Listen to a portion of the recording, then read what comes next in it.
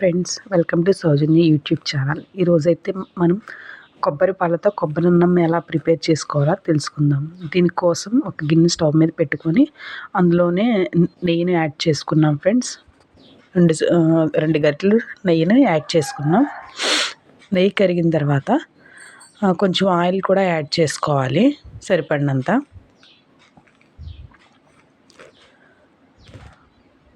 ఆయిల్ను గీ కరిగే వరకు వెయిట్ చేసుకోవాలి ఫ్రెండ్స్.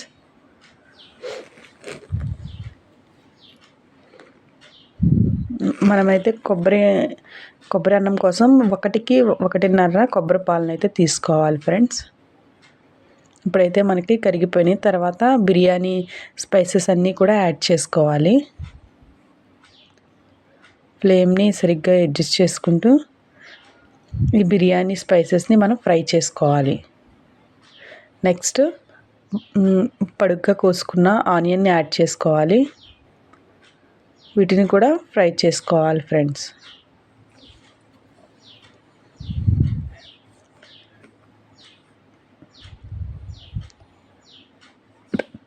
ఆనియన్ చక్కగా ఫ్రై చేసుకొని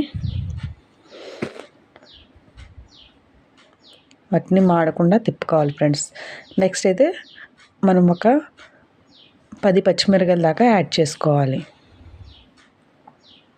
మీ స్పైసెస్ని బట్టి మీరు ఎక్కువ స్పైస్ తినగలిగితే ఎక్కువ పచ్చిమిరపకాయలు యాడ్ చేసుకోండి. మిర్చిని కూడా వీటన్నిటితో పాటు ఫ్రై చేసుకోవాలి ఫ్రెండ్స్.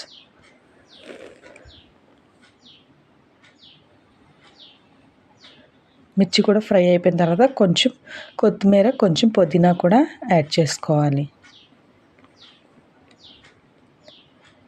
ఇవన్నీ కూడా చక్కగా ప్రాపర్గా ఫ్రై చేసుకోవాలి ఫ్రెండ్స్.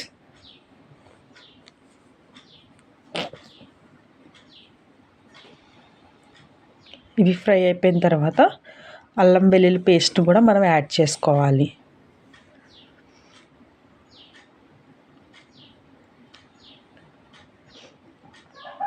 సరిపడినంత అల్లం వెల్లుల్లి పేస్ట్ని కూడా మనం యాడ్ చేసుకోవాలి.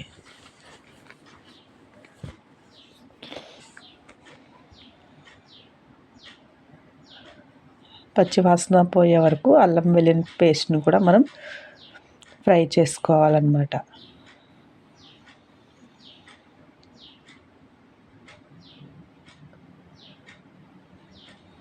ఫ్రై అయిపోయిన తర్వాత చెక్క, లవంగ, ధనియా పౌడర్ని మేము యాడ్ చేసుకోవాలి. మనం కర్రీస్లో వేసుకుంటాం కదా ఫ్రెండ్స్ మసాలా, లేకపోతే మీ దగ్గర బిర్యానీ మసాలా ఉంటే అదైనా యాడ్ చేసుకోవచ్చు. నెక్స్ట్ కొబ్బరి పాలు యాడ్ చేసుకోవాలి. మేమైతే ఒక పెద్ద గిన్నెతో రైస్ తీసుకున్నాం. దానికి 1.5 కప్పు కొబ్బరి పాలను అయితే యాడ్ చేసుకున్నాం. చూసారా ఫ్రెండ్స్, ఈ గిన్నెతో అయితే రైస్ తీసుకున్నాం. దీనికి 1.5 కొబ్బరి పాలను యాడ్ చేసాం. అంటే గిన్నెతో గిన్నెన్నర కొబ్బరి పాలను యాడ్ చేసుకున్నాం. ఇప్పుడైతే సాల్ట్ని కూడా మనం యాడ్ చేసుకోవాలి. చూసారుగా ఫ్రెండ్, ఈ గిన్నెతో తీసుకున్నాం. దీంతోనే పాలు కూడా యాడ్ చేసుకున్నాం. గిన్నె రైస్కి గిన్నెన్నర పాలు యాడ్ చేసాం. ఇలా కొబ్బరి పాలని మనం మరగనివ్వాలన్నమాట పొంగొచ్చే వరకు. ఒకసారి సాల్ట్ కూడా చెక్ చేసుకోండి. సరిపోతే యాడ్ చేసుకోండి ఫ్రెండ్స్. కొంచెం టేస్టింగ్ సాల్ట్ని కూడా యాడ్ చేసుకున్నాము.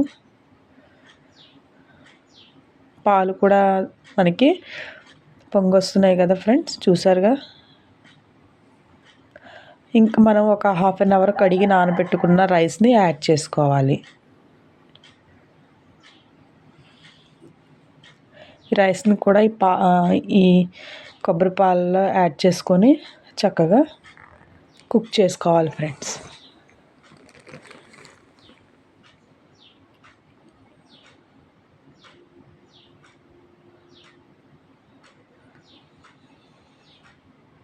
రైస్ యాడ్ చేసుకొని చక్కగా మొత్తం కూడా కలుపుకొని మనం రైస్ ఎలా అయితే కుక్ అయ్యిద్దో మనకి అలా రైస్ని మనం వండుకోవాలి.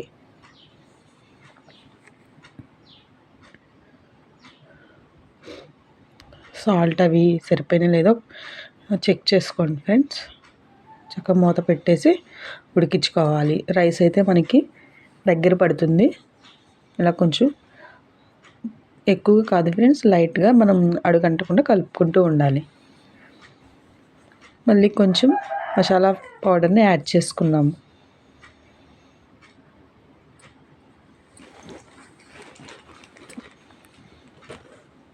దీన్ని అడుగంటకుండా తిప్పుకుంటూ ఉండాలి.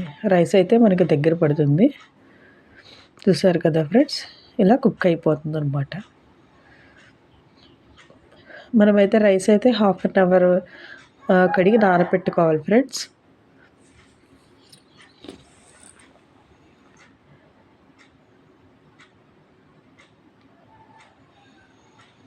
చక్కగా అన్నం అయితే మనకి రెడీ అవుతుంది. సాల్ట్ కనుక మీకు సరిపోతే యాడ్ చేసుకోవాలి ఫ్రెండ్స్. ఫైనల్గా అయితే కొత్తిమీర, పుదీనాని యాడ్ చేసుకోవాలి. ఆల్రెడీ మనం యాడ్ చేసాం, అయినా లాస్ట్లో ఫైనల్ ఒకసారి యాడ్ చేసుకోవాలి. ఇప్పుడు మనం వాటర్లో ఇంకేమన్నా తడి ఉందా లేదా అని చెక్ చేసుకోవాలి. నాకైతే కొంచెం అడుగున ఇంకా కుక్ అవ్వలేదు అనిపించింది. అందుకే కొంచెం సేపు స్టవ్ మీదే ఉంచాను. మళ్ళీ ఇంకోసారి చెక్ చేసుకున్నాను ఫ్రెండ్స్. నాకైతే అడుగున ఏం తడి కనిపించలేదు. ఇంకా కోకోనట్ రైస్ అయితే మనకి ప్రిపేర్ అయిపోయినట్టే. స్టవ్ మీద దించుకోండి ఫ్రెండ్స్. ఎంతో టేస్టీగా ఉండే కోకోనట్ రైస్ అయితే రెడీ అయిపోయింది. చాలా చాలా టేస్టీగా ఉంటుంది friends. Thank you friends. Thank you for watching.